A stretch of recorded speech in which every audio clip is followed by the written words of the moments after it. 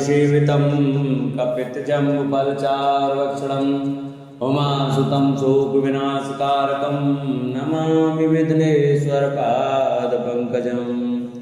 गुरुर्ब्रह्मा गुरुर्विष्णु गुरुर्देवो महेश्वराय गुरुर्साक्षात् परब्रह्म तस्मै श्रीगुरुवे नमः। अखण्डमण्डलाकारं व्याप्तं येन चराचरं तत्पदं दर्शितं येन तस्मै श्रीगुरुवे नमः। बोलो सत्यनारायण भगवान की जय। नमस्कार दोस्तों, स्वागत है आपका मेरे YouTube चैनल आर के भक्ति में। दोस्तों, मैं आज आपको पूर्णिमा के दिन सत्यनारायण भगवान की व्रत कथा सुनाऊंगा। कृपया से ध्यानपूर्वक सुने। जो भक्त हमारे चैनल पर नए आए हैं वो हमारे चैनल को सब्सक्राइब करें, वीडियो को लाइक करें और कमेंट में ओम नमो भगवते वासुदेवाय लिखना न भूलें। बोलो सत्यनारायण भगवान की जय। पहला अध्याय श्री हरिनाम। व्यासी ने कहा, एक समय शौनकादिक सभी मुनिगण नैमिषारण्य में एकत्रित हुए और उन्होंने कलयुग में लोगों के हित के लिए वेदों व पुराणों के ज्ञाता श्री सूत जी से पूछा, हे सूत जी, हे वेद वेदांत के ज्ञाता, इस कलयुग में वह कौन सा व्रत तप है जिसके करने से मनवांछित फल मिलता है? हे महामुने, कृपया करके हमें कलयुग में पापों से छुटकारे तथा धन दान देने वाले कोई उपाय बताइए। हम सब ऋषि मुनि आपके श्रीमुख से वह उपाय सुनना चाहते हैं। श्री सूत जी बोले, हे मुनि श्रेष्ठो, तुम धन्य हो जिसने प्राणियों के हित के लिए ऐसा उत्तम प्रश्न किया है। एक बार ऐसा ही प्रश्न नारद जी ने भगवान कमलापति से किया था, वही मैं आपको सुनाता हूँ। एक बार नारद जी भ्रमण करते करते पृथ्वी लोक में जा पहुंचे। उनका यह भ्रमण तीनों लोकों के प्राणियों के परोपकार की भावना को लेकर था। पृथ्वी लोक में जाकर उन्होंने देखा कि वहां लोग तरह तरह के कष्ट भोग रहे हैं। वे बार बार मृत्यु को प्राप्त होते हैं और हर बार विभिन्न योनियों में जन्म लेकर अपने कर्मों पापों का फल भोगते हैं। उन सभी दुखी प्राणियों को देखकर नारद सोचने लगे कि इनका कष्ट किस प्रकार दूर हो, किस प्रकार इन्हें इन दुखों से मुक्ति मिले। यही सब सोचते सोचते वे विष्णु लोक में आ गए। वहाँ 4 भुजा भगवान विष्णु शेष शैया पर विराजे हुए थे। वे शंख चक्र गदा व कमल अपने हाथों में धारण किए हुए थे। गले में वनमाला पड़ी थी। नारद जी ने मुक्त भाव से उन्हें देखा, फिर बोले, हे श्री हरि, मन और वाणी से परे है अनंत शक्तिधारी, मैं आपको प्रणाम करता हूँ। हे प्रभु, आपका न आदि है, न मध्य और न अंत है, आप इससे सर्वथा मुक्त हैं। हे सर्वात्मा के आदिकरण, मैं आपको नमस्कार करता हूँ। नारद जी की स्तुति सुनकर भगवान विष्णु ने मुस्कुराकर पूछा, हे नारद, तुम्हारे मन में अवश्य कोई ऐसी बात है जिसके कारण तुम यहाँ आए हो। तुम्हारे मन में क्या बात है, मुझे सब कुछ बताओ। भगवान के ऐसे वचन सुनकर नारद जी ने कहा, प्रभु, मृत्यु लोक के सभी प्राणी अपने पाप कर्मों के कारण बार बार विभिन्न योनियों में जन्म लेकर कष्ट भोग रहे हैं। हे भगवान, यदि आप मुझ पर कृपा रखते हैं तो इन प्राणियों के दुख दूर करने का कोई सुगम एवं छोटा उपाय बताएं। भगवान श्री कृष्ण बोले, हे नारद, तुम हमेशा सबका हित चाहते हो, तुम साधु हो, प्राणियों के कल्याण के लिए यह तुमने बड़ा ही उत्तम प्रश्न किया है। मैं तुम्हें बताता हूँ कि किस व्रत को करने से व्यक्ति मोह से छूट जाता है। हे नारद, जो व्रत मैं तुम्हें बताने जा रहा हूँ वह स्वर्ग और मृत्यु लोक दोनों में दुर्लभ है, किंतु तुम्हारे स्नेह के कारण मैं तुम्हें इस व्रत का पूरा विधि विधान बताता हूँ।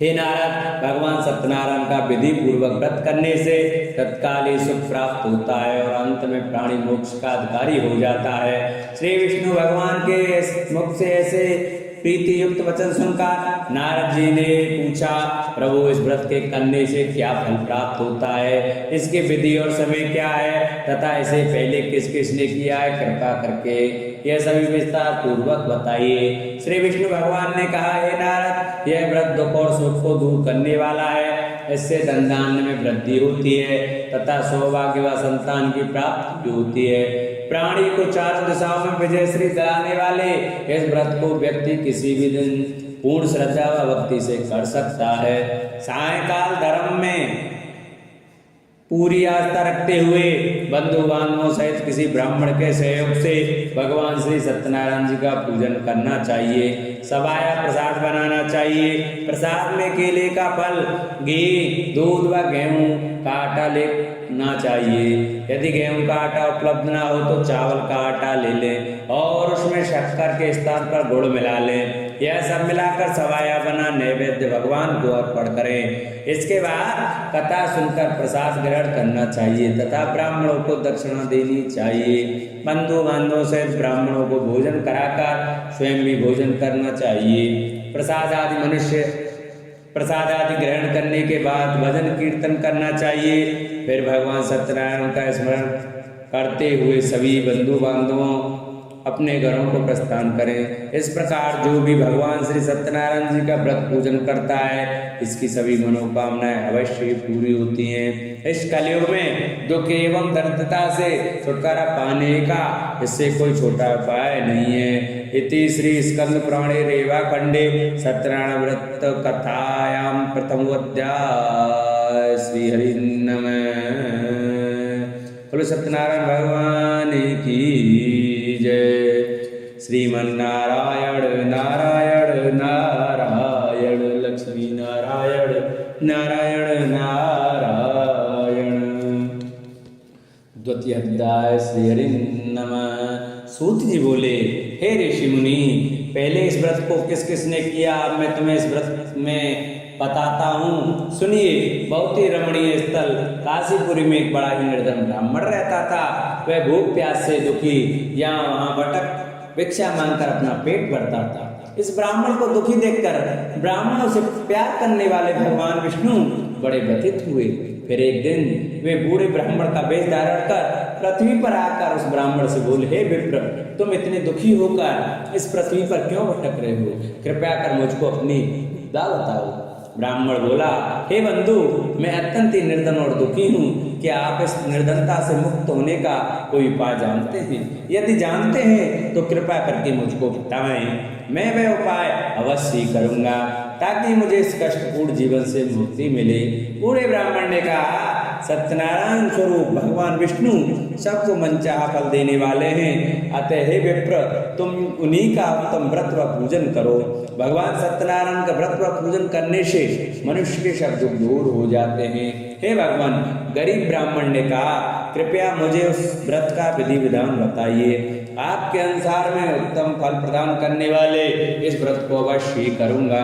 बूढ़े ब्राह्मण वेशधारी भगवान विष्णु ने उसे सत्यदेव भगवान के व्रत पूजन का विधान बताया और अंतर्ध्यान हो गए। निर्धन ब्राह्मण ने मन ही मन में संकल्प लिया कि वह बूढ़े ब्राह्मण द्वारा बताया गया व्रत अवश्य करेंगे। इन्हीं विचारों के कारण उसे रात भर नींद नहीं आई। दूसरे दिन वह संकल्प के साथ भिक्षाटन के लिए निकला कि आज जो कुछ भी भिक्षा में मिलेगा उससे मैं सत्यनारायण जी का व्रत पूजन करूंगा। उस दिन उसे भिक्षा में काफी द्रव्य प्राप्त हुआ। उसी से ब्राह्मण ने अपने बंधु बांधवों सहित श्री सत्यनारायण भगवान का व्रत किया। व्रत के प्रभाव और भगवान सत्यदेव की कृपा से वह संपत्तिवान हो गया। तब से उस ब्राह्मण ने प्रतिमा व्रत रखना आरंभ कर दिया और अंत में सब पापों से मुक्त मोक्ष को प्राप्त हुआ। हे विप्रो, इस प्रकार पृथ्वी पर जो कोई भी श्रद्धा पूर्वक इस व्रत को करेगा उसके सभी दुख दूर होंगे। श्रीमन नारायण जी ने यही वचन नारद जी से कहे थे। अब आप लोग बताइए कि और क्या जानने की इच्छा है? अब ऋषिगणों ने पूछा, हे सूत जी, अब यह बताइए कि आगे चलकर ब्राह्मण के बाद किसने इस व्रत को किया, यह जानने की हमारी प्रबल इच्छा है। सूत जी बोले, उस ब्राह्मण से सुनकर आगे यह व्रत किन किन लोगों ने किया यह भी ध्यान पूर्वक सुनो। वह ब्राह्मण धन दान से भरपूर होकर एक बार व्रत कर रहा था कि एक लकड़हारा वहां आया। लकड़ी का बोझ बाहर रखकर वह प्यास बुझाने के उद्देश्य से ब्राह्मण के घर में गया। वहां उसने ब्राह्मण को देखा जो अपने बंधु बांधवों से भगवान श्री सत्यनारायण का व्रत और पूजन कर रहा है। वह सब देख लकड़हारे को बड़ी उत्सुकता हुई। उसने ब्राह्मण को प्रणाम करके पूछा, हे प्रभु, हे ब्राह्मण देव, आप ये किसका पूजन कर रहे हैं और इस पूजन का क्या फल मिलता है? कृपया कर विस्तार पूर्वक मुझे बताइए। ब्राह्मण बोला, हे भाई लकड़हारे, ये हम भगवान सत्यनारायण का व्रत और पूजन कर रहे हैं। सत्यदेव भगवान का यह व्रत सभी मनोरथों को सिद्ध करने वाला और सुख फलदायी है। उन्हीं की कृपा से मेरे घर यह सब संतान और सुख वैभव है। यह जानकर लकड़हारा बहुत प्रसन्न हुआ। वह प्रसाद ग्रहण करके तथा जल पीकर बाहर आया और अपना गट्ठर उठाकर लकड़ी बेचने के लिए शहर को चल दिया। रास्ते में चलते चलते उसने सोचा कि आज ये लकड़ियां बेचकर जो भी धन प्राप्त होगा उससे मैं भी भगवान सत्यनारायण का व्रत और पूजन करूंगा। यह संकल्प कर वह उस बस्ती की ओर चल दिया जहाँ नगर के अमीर लोग रहते थे। भगवान सत्यनारायण की ऐसी कृपा हुई कि उस दिन उसे लकड़ियों के दुगने दाम प्राप्त हुए। लकड़हारे ने प्रसन्न होकर पके केले, शक्कर, घी, दूध और गेहूं का आटा सवाया बनवाकर खरीद लिया और अपने घर को चल पड़ा।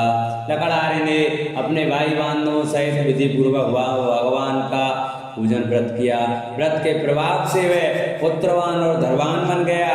फिर इस लोक में चिरकाल तक सुख भोग कर अंत में भगवान सत्यनारायण की कृपा से उनके लोक को चला गया। श्री स्कंद पुराण रेवा खंडे श्री सत्यनारायण व्रत कथा 2य अध्याय पूर्ण हुआ। बोलो सत्यनारायण भगवान की जय। श्रीमन नारायण नारायण नारायण, लक्ष्मी नारायण नारायण नारायण। 3य अध्याय। श्री सूत जी बोले, हे मुनियो, अब मैं इससे आगे की कथा सुनाता हूँ, ध्यान पूर्वक सुनो। पूर्व काल में उल्कामुख नाम का एक बुद्धिमान राजा था। वह बड़ा ही जितेंद्रिय एवं सत्यवादी था। वह नित्य प्रति मंदिर आदि में जाकर ब्राह्मणों को दान दक्षिणा देकर प्रसन्न रखता था। उसकी रानी बड़ी पतिव्रता और सुमुखी थी। एक बार वे राजा रानी भद्रशिला नदी के तट पर भगवान सत्यनारायण का व्रत कर रहे थे। उसी समय साधु नामक एक वैश्य धनदान से भरी अपनी नौका लेकर वहां पहुंचा। साधु वैश्य ने नाव को किनारे पर लगाकर व्रत पूजन में व्यस्त राजा रानी को देखा। फिर उनके निकट जाकर विनय पूर्वक राजा से बोला, हे राजन, आप इतने भक्तिभाव से किस देवता का पूजन कर रहे हैं? कृपया कर यह सब वृतांत मुझे भी बताइए। राजा उनकी विनय सुनकर बोला, हे वैश्य, हम अपने बंधु बांधवों सहित विष्णु भगवान जैसे तेजस्वी भगवान श्री सत्यनारायण जी का व्रत और पूजन कर रहे हैं। यह सब हम पुत्र आदि की प्राप्ति के लिए कर रहे हैं। राजा की बात सुनकर साधु बोला, महाराज, आप कृपा करके मुझे इस व्रत के संबंध में सारा विधान बताएं ताकि मैं भी यह व्रत करूं। मेरे भी कोई संतान नहीं है। क्या इस व्रत के प्रभाव से मेरी संतान हो जाएगी? अवश्य होगी। वैश्य भगवान सत्यदेव किसी को कभी निराश नहीं करते। यह कहकर राजा ने उसे व्रत से संबंधित पूरा विधि विधान बता दिया। सब कुछ जान लेने के बाद वैश्य खुशी खुशी अपने घर चल दिया। घर पहुंचकर उसने अपनी पत्नी लीलावती को सब कुछ बताया। फिर बोला, यदि हमारे घर संतान हुई तो हम भी सत्यनारायण भगवान का व्रत करेंगे। उसकी पत्नी यह सुनकर बहुत प्रसन्न हुई। इस प्रकार दिन गुजरने लगे और कुछ समय बाद लीलावती गर्भवती हो गई। 10वें माह में उसने एक कन्या को जन्म दिया। यह कन्या चंद्रकला की भांति दिनों दिन बढ़ने लगी। इस कन्या का नाम कलावती रखा गया। एक दिन लीलावती ने अपने पति से कहा, स्वामी, आपने कहा था कि जब हमारे संतान उत्पन्न हो जाएगी तब आप भगवान सत्यनारायण का व्रत व पूजन करेंगे। अब आप अपने संकल्प के अनुसार यह कार्य क्यों नहीं करते? साधु बोला, प्रिय, हम कन्या के विवाह के समय यह व्रत कर लेंगे। इसके बाद वैश्य उन्हें अपने काम से दूसरे नगर को चला गया। इधर कन्या भगवान सत्यनारायण की कृपा से तेजी से बढ़ रही थी। एक दिन वैश्य ने अपनी पुत्री को सहेलियों के साथ विचरण करते देखा तो उसे स्तुति आई कि कन्या सयानी हो गई है और अब इसका विवाह कर देना चाहिए। अतः पत्नी से विचार विमर्श करके उसने शीघ्र ही कन्या के योग्य वर तलाशने के लिए अपने दूतों को भेज दिया। वैश्य की आज्ञा पाकर दूत सर्वप्रथम सुसंपन्न कांचन नगर को चल दिए। कुछ दिनों के बाद वे वहां से एक बड़े ही गुणवान और सुंदर वैश्य पुत्र को अपने साथ ले आए। साधु वैश्य ने अपने बंधु बांधवों सहित उसे देखा और वार्तालाप करके संतुष्ट हो गया। फिर कुछ दिन के बाद उसने विधि पूर्वक अपनी कन्या का विवाह उसके साथ कर दिया। लेकिन दुर्भाग्यवश उस समय भी वह भगवान श्री सत्यनारायण जी का व्रत और पूजन करना भूल गया। परिणाम स्वरूप श्री सत्यनारायण भगवान रुष्ट हो गए। इस प्रकार कुछ समय बीत गया। अब वैश्य ने सोचा कि व्यापार के लिए चलना चाहिए। अपने कार्य के प्रति वह सदा ही सचेत रहता था, अतः अपने जमाता को लेकर वह व्यापार के लिए चल दिया। इस बार वह समुद्र के समीप रत्नसार नामक सुंदर और संपन्न नगर गया। वहां जाकर वह अपने जमाता के साथ व्यापार में व्यस्त हो गया। इस सुंदर और संपन्न नगर में राजा चंद्रकेतु का राज्य था। उस समय अपनी प्रतिज्ञा से भ्रष्ट हुए वैश्य को भगवान सत्यनारायण ने शाप दे दिया, हे वैश्य, तू घोर कष्ट को प्राप्त होगा। एक दिन राजा की संपत्ति चुराकर एक चोर वहां गया जहां वैश्य साधु और उसका जमाता ठहरे हुए थे। उसके पीछे राजा के सिपाही लगे थे, अतः डर के मारे उसने राजा का चुराया हुआ धन वहीं छोड़ दिया और आलोक हो गया। उसके पीछे पीछे आए सिपाहियों ने राजा का धन वहां पड़ा देखा तो चोरी के अपराध में दोनों वैश्यों को बंदी बना लिया गया। हर्षित होकर सिपाहियों ने जाकर राजा को बताया, महाराज, राजमहल में चोरी करने वाले 2 चोरों को हम पकड़ कर लाए, आप देखकर आज्ञा दें। राजा ने बिना कुछ देखे वाले विचार किए, आज्ञा दे कि इन दोनों को बंदी गृह में डाल दिया जाए। भगवान श्री सत्यनारायण जी की माया से किसी ने भी उनकी बात नहीं सुनी। राजा चंद्रकेतु की आज्ञा से उनका सारा धन भी छीन लिया गया। उधर भगवान के शाप के कारण वैश्य की पत्नी भी बहुत दुखी हो गई। उसके घर की सारी संपत्ति चोर चुरा ले गए। वह शरीर से रुग्ण होकर चिंतित अवस्था में अन्न के लिए घर भटकने लगी। पहनने ओढ़ने की क्या कहें, घर में खाने को अन्न का दाना तक नहीं रहा। ऐसा ही हाल उसकी पुत्री कलावती का भी था। एक दिन भूखी प्यासी कलावती एक ब्राह्मण के यहाँ गई, जहाँ उसने भगवान सत्यनारायण जी का व्रत व पूजन होते देखा। उसने वहां बैठकर बड़ी श्रद्धा से कथा सुनी और प्रसाद लेकर रात को अपने घर लौटी। घर आने पर उसकी माँ ने पूछा, बेटी, इतनी रात गए तक तू कहाँ थी, तथा तेरे मन में क्या है? कलावती ने माँ को बताया, मैंने एक ब्राह्मण के घर पर सभी मनोकामनाओं को पूर्ण करने वाले भगवान सत्यनारायण का व्रत होते देखा है। मैं भी वहीं थी और श्रद्धा पूर्वक कथा श्रवण कर रही थी। कन्या की बात सुनकर वैश्य की पत्नी को तत्काल स्मरण आया कि उसके पति ने व्रत करने का संकल्प लिया था, किंतु आज तक व्रत नहीं किया। उसने सोचा कि संभव है इसलिए हम पर यह कष्ट आ गया हो। यह सोचकर उसने तत्काल निर्णय लिया कि अपनी पुत्री के साथ वह भी इस व्रत को करेगी। दूसरे ही दिन लीलावती ने अपने बंधु बांधवों के साथ व्रत किया और भगवान सत्यदेव से प्रार्थना की कि उसके पति व जमाता शीघ्र लौट आए और प्रभु सत्यनारायण उसके अपराध को क्षमा करें। लीलावती द्वारा किए गए व्रत और उसकी प्रार्थना को सुनकर भगवान सत्यदेव प्रसन्न हो गए। उसी रात उन्होंने स्वप्न में राजा चंद्रकेतु को दर्शन देकर आज्ञा दी कि हे राजा, सवेरा होते हुए उन दोनों वैश्यों को मुक्त कर दें तथा उनका छीना हुआ धन भी लौटा दें। यदि ऐसा नहीं करेगा तो मैं धन और पुत्रों से तेरा राज्य का नाश कर दूंगा। इतना कहकर भगवान अंतर्ध्यान हो गए। सुबह राजा की आंख खुली तो उसने सभी सभासदों को अपने स्वप्न के विषय में बताया।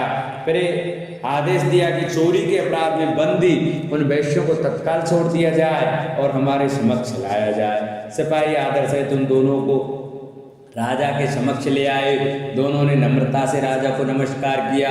वे डर रहे थे कि राजा न जाने अब क्या आज्ञा दे दें, लेकिन उन्हें देखकर बड़े ही आदर भाव से राजा ने कहा, भगवान ने आपको कष्ट दिया है, किंतु अब डरने की कोई बात नहीं। यह कहकर राजा ने बेड़ियां कटवाकर उनकी हजामत वगैरह बनवाई और गहने वस्त्रों से उन्हें अलंकृत कर उनकी प्रशंसा की।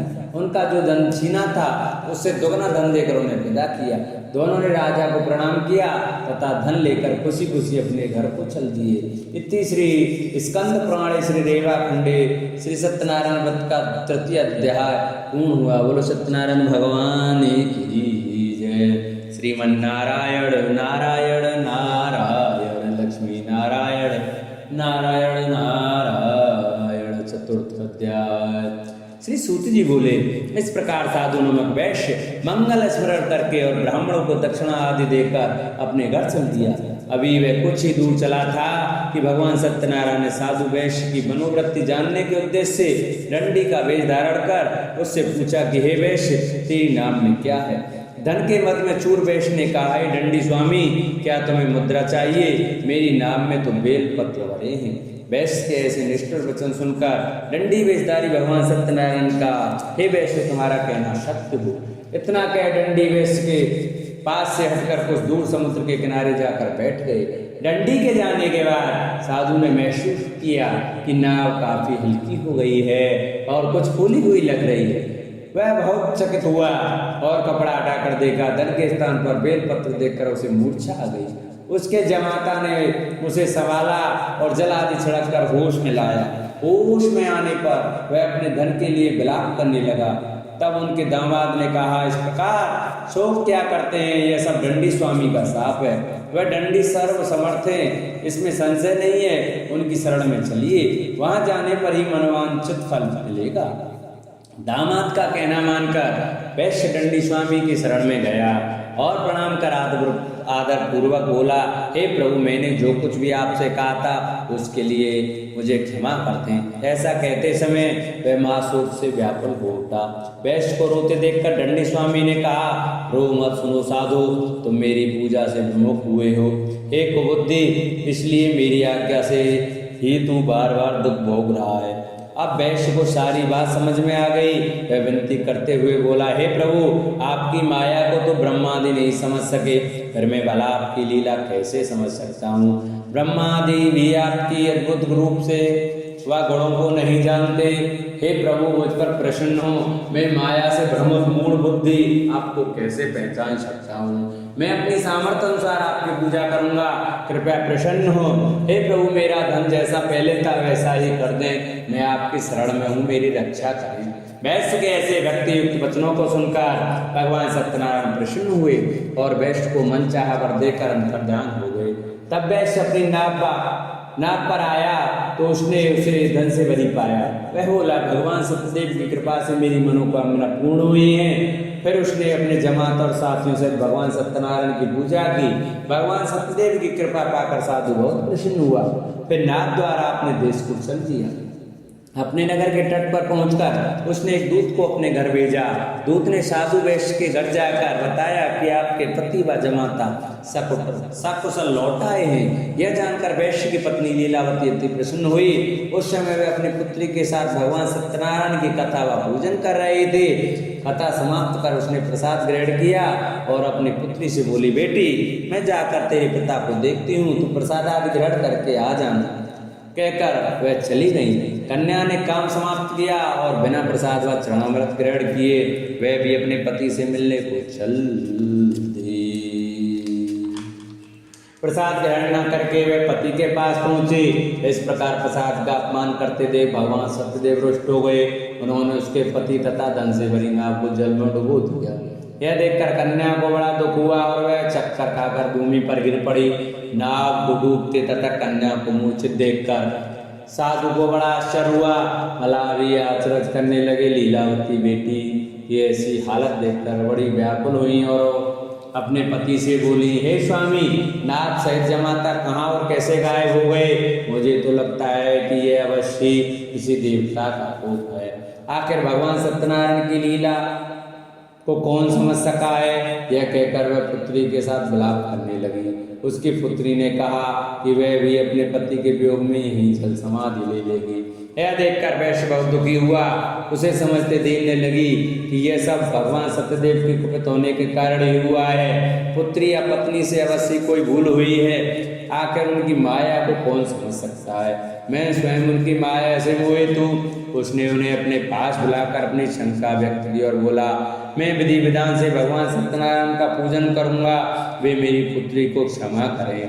इस बार क्षमा से भगवान से क्षमा याचना करने लगा तो भगवान सत्यदेव उस पर प्रसन्न हो गए।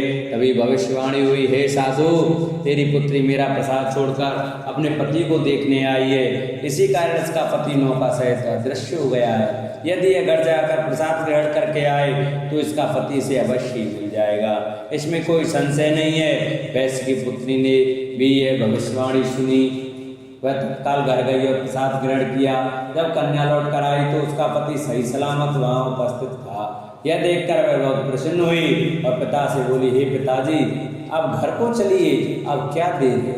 हे बेटी, हमें भगवान सत्यदेव का पूजन करना है कहकर साधु ने सबके साथ मिलकर भगवान सत्यनारायण की कथा व पूजन किया। फिर अपने बांधवों का जमाता सहित घर आ गया। उस दिन के बाद वे प्रत्येक पूर्णिमा संक्रांति को भगवान सत्यनारायण का पूजन करते हुए अनेक सुख भोगता हुआ अंत में भगवान सत्यनारायण के वैकुंठ लोक को चला गया, जो देवताओं के लिए भी दुर्लभ है तथा जहाँ सत्य रज तम तीनों गुण अप्रभावी रहते हैं। श्री स्कंद पुराण के रेवा खंडे की सत्यनारायण भगवान का चतुर्थ अध्याय पूर्ण हुआ। बोलो सत्यनारायण भगवान की जय। श्रीमन्नारायण नारायण नारायण, लक्ष्मी नारायण नारायण नारायण।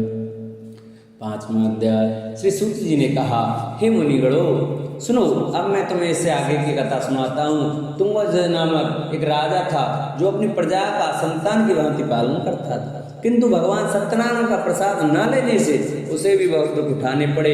एक दिन राजा शिकार खेलने के लिए वन में गया, जहाँ उसने बहुत से जीवों का शिकार किया।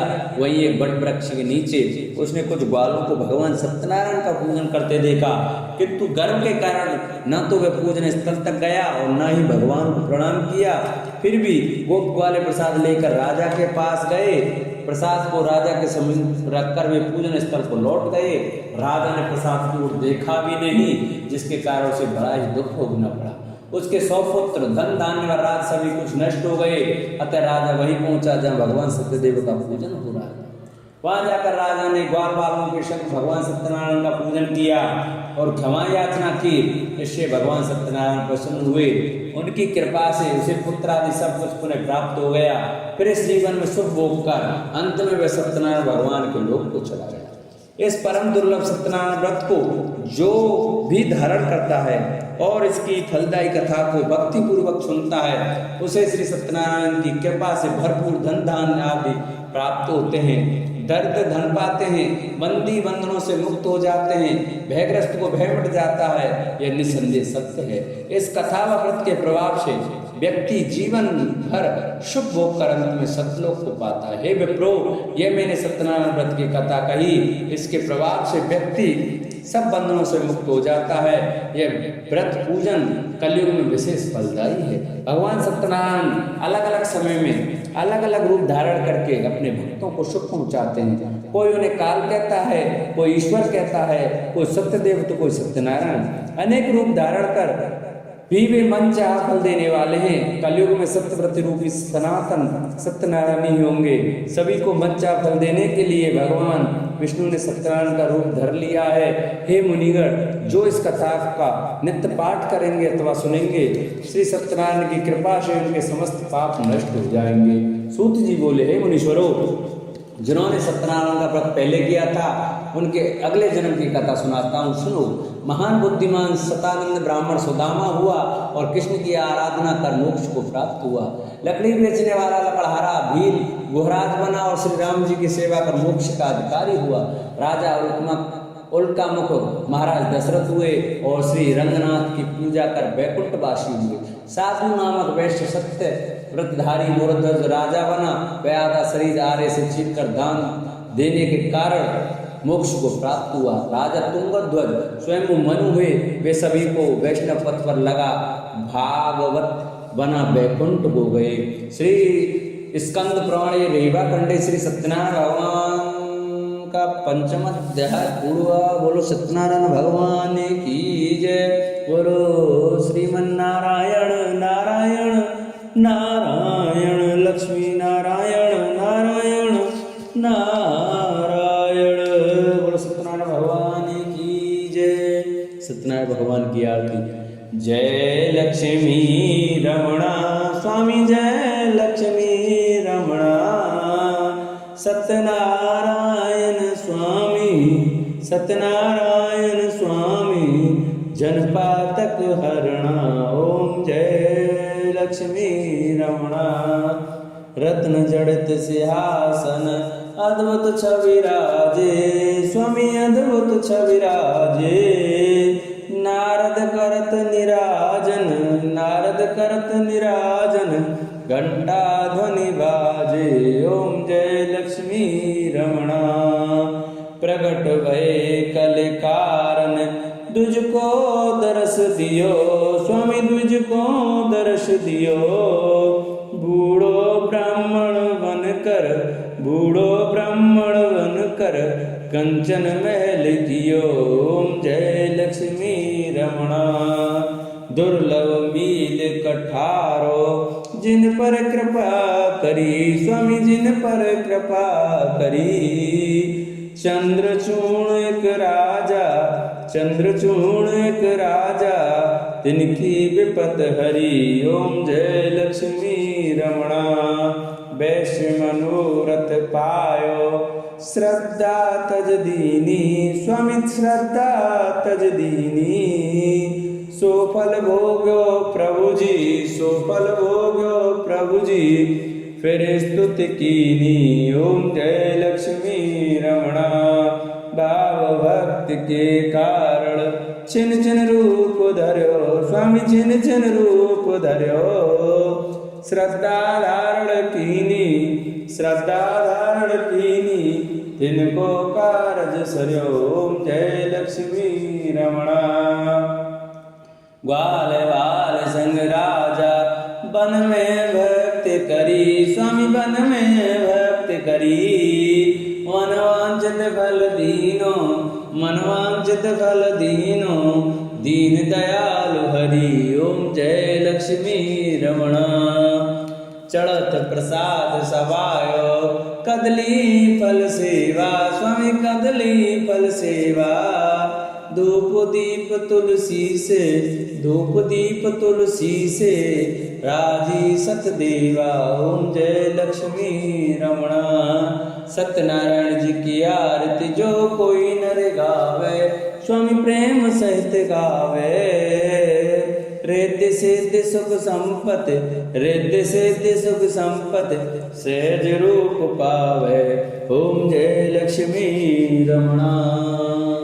बोलो सत्यनारायण भगवान की जय, बोलो विष्णु भगवान की जय। जिन भक्तों को हमारी कथा अच्छी लगी हो वो हमारी कथा को ज़्यादा से ज़्यादा शेयर करें। जो भक्त हमारे चैनल पर नए आए हैं वो हमारे चैनल को सब्सक्राइब करें, वीडियो को लाइक करें और कमेंट में ओम नमो भगवते वासुदेवाय, ओम सत्यनारायण भगवान की जय लिखना न भूलें। बोलो सत्यनारायण भगवान की जय। गणेश कथा के अनुसार एक बार देवता कई विपदाओं से घिरे थे, तब वह मदद मांगने भगवान शिव के पास आए। उस समय शिव के पास कार्तिकेय तथा गणेश जी बैठे थे। देवताओं की बात सुनकर शिव जी ने कार्तिकेय व गणेश से पूछा कि तुम में से कौन देवताओं के कष्टों का निवारण कर सकता है। तब कार्तिकेय व गणेश जी दोनों ने ही स्वयं को इस कार्य के लिए सक्षम बताया। इस पर भगवान शिव ने दोनों की परीक्षा लेते हुए कहा कि तुम दोनों में से जो सबसे पहले पृथ्वी की परिक्रमा करके आएगा वही देवताओं की मदद करने जाएगा। भगवान शिव के मुख से यह वचन सुनते ही कार्तिकेय अपने बाण मोर पर बैठकर पृथ्वी की परिक्रमा के लिए निकल गए। परंतु गणेश जी सोच में पड़ गए कि वह चूहे के ऊपर चढ़कर सारी पृथ्वी की परिक्रमा करेंगे तो इस कार्य में उन्हें बहुत समय लग जाएगा। तभी उन्हें एक उपाय सूझा। गणेश अपने स्थान से उठे और अपने माता पिता के साथ बाहर परिक्रमा करके वापस बैठ गए। परिक्रमा करके लौटने पर कार्तिकेय स्वयं को विजेता बताने लगे। तब शिव जी ने श्री गणेश से पृथ्वी की परिक्रमा न करने का कारण पूछा। तब गणेश ने कहा, माता पिता के चरणों में ही समस्त लोक हैं। यह सुनकर भगवान शिव ने गणेश जी को देवताओं के संकट दूर करने की आज्ञा दी। इस प्रकार भगवान शिव ने गणेश जी को आशीर्वाद दिया कि चतुर्थी के दिन जो तुम्हारा पूजन करेगा और रात्रि में चंद्रमा को अर्घ देगा उसके तीनों ताप यानी दैहिक ताप, देविक ताप तथा भौतिक ताप दूर होंगे। इस व्रत को करने से व्रतधारी के सभी तरह के दुख दूर होंगे और उसे जीवन के भौतिक सुखों की प्राप्ति होगी। चारों तरफ से मनुष्य की सुख समृद्धि बढ़ेगी, पुत्र पौत्र आदि धन ऐश्वर्य की कमी नहीं रहेगी। एक समय की बात है, राजा हरिश्चंद्र के राज्य में एक कुमार था। वह मिट्टी के बर्तन बनाता लेकिन वे कच्चे रह जाते थे। एक पुजारी की सलाह पर उसने इस समस्या को दूर करने के लिए एक छोटे बालक को मिट्टी के बर्तनों के साथ आवा में डाल दिया। उस दिन संकष्टी चतुर्थी का दिन था। उस बच्चे की माँ अपने बेटे के लिए परेशान थी। उसने गणेश जी से बेटे की कुशलता की प्रार्थना की। दूसरे दिन जब कुमार ने सुबह उठकर देखा तो आमा में उसके बर्तन तो पक गए थे, लेकिन बच्चे का बाल बांका भी नहीं हुआ था। वह डर गया और राजा के दरबार में जाकर सारी घटना बताई। इसके बाद राजा ने उस बच्चे और उसकी माँ को बुलवाया तो माँ ने सभी तरह के विघ्न को दूर करने वाली संकष्टी चतुर्थी का वर्णन किया। इस घटना के बाद से महिलाएं संतान और परिवार के सौभाग्य के लिए संकट का व्रत करने लगी। एक समय की बात है कि विष्णु भगवान का विवाह लक्ष्मी जी के साथ निश्चित हो गया। विवाह की तैयारी होने लगी। सभी देवताओं को निमंत्रण भेजे गए, परंतु गणेश जी को निमंत्रण नहीं दिया। कारण जो भी रहा हो, अब भगवान विष्णु की बारात जाने का समय आ गया। सभी देवता अपनी पत्नियों के साथ विवाह समारोह में आए। उन सब ने देखा कि गणेश जी कहीं दिखाई नहीं दे रहे हैं। तब वे आपस में चर्चा करने लगे कि क्या गणेश जी को नहीं नौता या स्वयं गणेश जी ही नहीं आए हैं। सभी को इस बात पर आश्चर्य होने लगा। तभी सबने विचार किया कि विष्णु भगवान से ही इसका कारण पूछा जाए। विष्णु भगवान से पूछने पर उन्होंने कहा कि हमने गणेश जी के पिता भोलेनाथ महादेव को नौता भेजा है। यदि गणेश जी अपने पिता के साथ आना चाहते तो आ जाते, अलग से नौता देने की कोई आवश्यकता नहीं थी। दूसरी बात यह है कि उनको 1.25 मन मूंग, 1.25 मन चावल, 1.25 मन घी और 1.25 मन लड्डू का भोजन दिन भर में चाहिए। यदि गणेश जी नहीं आएंगे तो कोई बात नहीं, दूसरे के घर जाकर इतना सारा खाना पीना अच्छा भी नहीं लगता। इतनी वार्ता कर ही रहे थे कि किसी एक ने सुझाव दिया, यदि गणेश जी आ भी जाएं तो उनको द्वारपाल बनाकर बैठा देंगे कि आप घर की याद रखना। आप तो चूहे पर बैठकर धीरे धीरे चलोगे तो बारात से बहुत पीछे रह जाओगे। यह सुझाव भी सबको पसंद आ गया, तो विष्णु भगवान ने भी अपनी सहमति दे दी।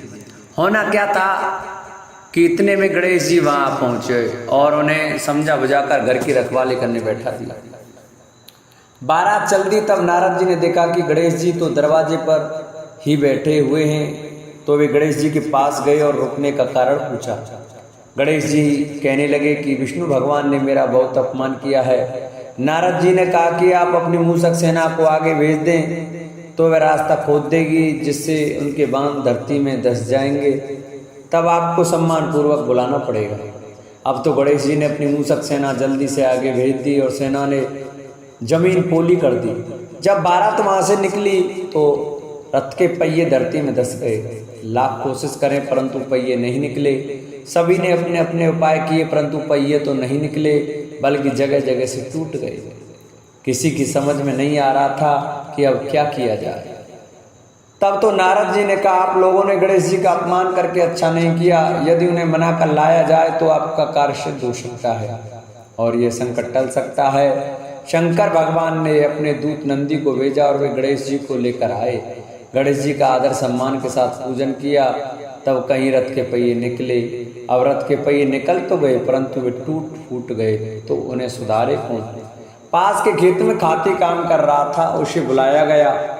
खाती अपना कार्य करने के पहले श्री गणेशाय नमः कहकर गणेश जी की वंदना मनी मन करने लगा। देखते ही देखते खाती ने सभी पहियों को ठीक कर दिया। तब खाती कहने लगा कि हे देवताओं, आपने सर्वप्रथम गणेश जी को नहीं मनाया होगा और ना ही उनकी पूजा की होगी, इसलिए तो आपके साथ ये संकट आया है। हम तो मूर्ख अज्ञानी हैं, फिर भी पहले गणेश को पूजते हैं, उनका ध्यान करते हैं। आप लोग तो देवतागण हैं, फिर भी आप गणेश जी को कैसे भूल गए। अब आप लोग भगवान श्री गणेश जी की जय बोलकर जाएं तो आपके सब काम बन जाएंगे और कोई संकट भी नहीं आएगा। ऐसा कहते हुए बारात वहां से चल दी और विष्णु भगवान का लक्ष्मी जी के साथ विवाह संपन्न करा के सभी सकुशल घर लौट आए। हे गणेश जी महाराज, आपने विष्णु को जो कार्य सवार्यो ऐसा कार्य सबको सिद्ध कर दो। बोलो गजानन भगवान की जय।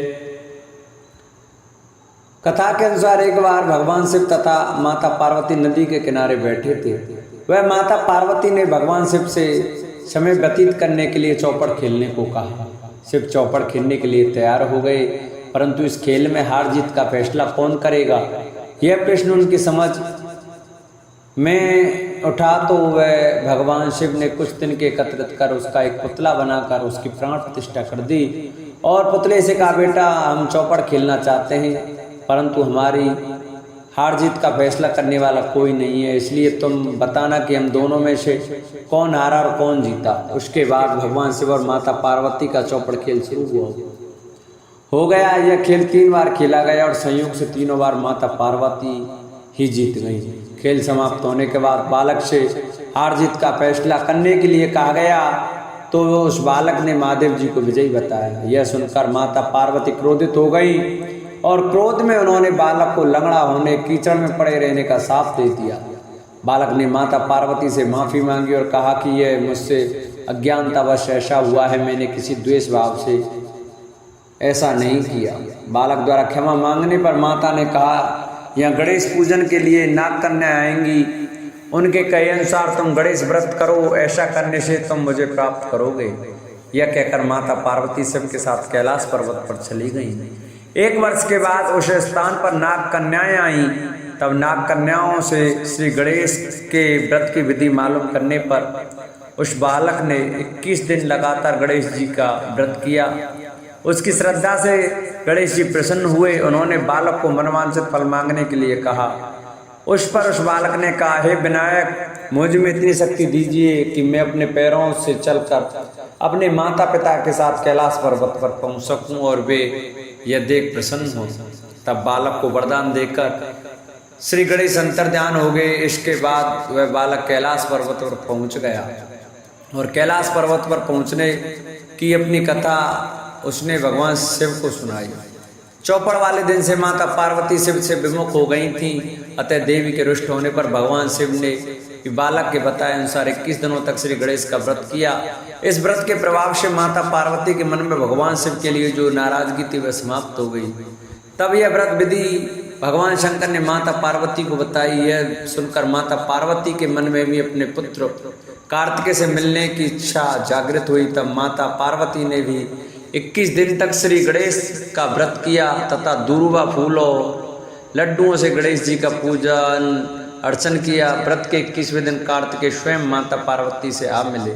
उस दिन से श्री गणेश चतुर्थी का यह व्रत समस्त मनोकामनाओं की पूर्ति करने वाला व्रत माना जाता है। इस व्रत को करने से मनुष्य के सारे कष्ट दूर होकर मनुष्य को समस्त सुख सुविधाएं प्राप्त होती हैं। बोलो गणेश भगवान की जय। जिन भक्तों को हमारी यह वीडियो अच्छी लगी हो, हमारी कथा अच्छी लगी हो, तो हमारी वीडियो को ज़्यादा से ज़्यादा शेयर करें, जिससे कि और भी भक्त हमारी कथा को सुन सकें और भगवान शंकर, माता पार्वती और गणेश जी के प्रति उनका प्रेम ज़्यादा से ज़्यादा बढ़े। तो जो भक्त हमारे चैनल पर नए आए हैं वो हमारे चैनल को सब्सक्राइब कर लें, वीडियो को लाइक करें और कमेंट में श्री गजाननाय लिखना न भूलें। बोलो गणेश भगवान की जय।